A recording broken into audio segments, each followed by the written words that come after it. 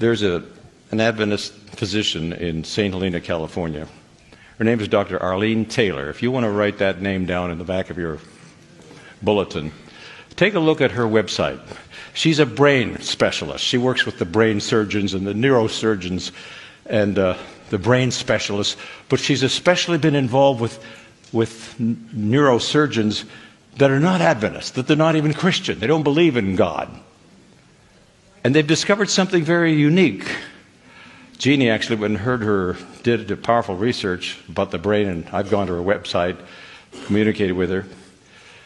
She reports about these non-believer brain surgeons and specialists who are now doing laboratory experiments on, are you ready for this?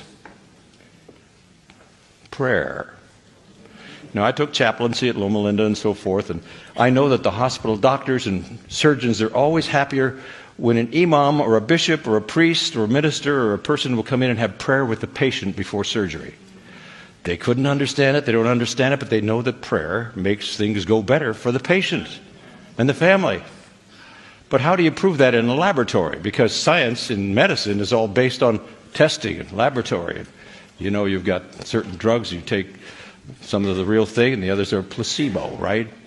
And then they decide which ones to put on the market. How do you test prayer in a laboratory? You know, Ellen White says something about this. She says that when we pray, the brain emits electrical impulses.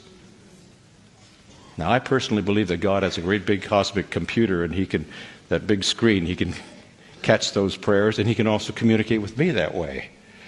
But scientists now, Dr. Taylor says this, in blind studies, they have put these electrodes on your head so that when you pray for someone who's in intensive care in the Orlando hospital, maybe they're even semi-conscious, they don't even know.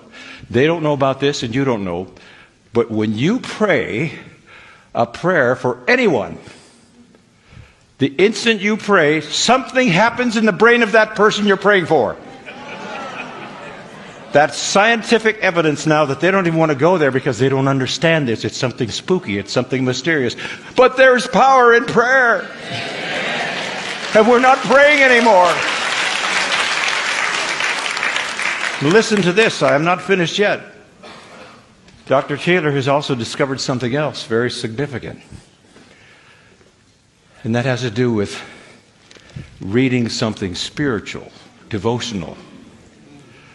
These brain specialists, and again, they're not Christian, they have no orientation with biblical, and they don't understand this. It's spooky. But they have discovered when a person reads something devotional for just 12 minutes every single day out loud. You're not ready for this. And especially different kinds of prayer that are praise and so forth. They can actually change the brain cells, and that does amazing things. But reading something devotional, spiritual for just 12 minutes out loud every day, are you ready for this? Can actually reverse dementia and possibly impact Alzheimer's. This is science now, and they don't understand this.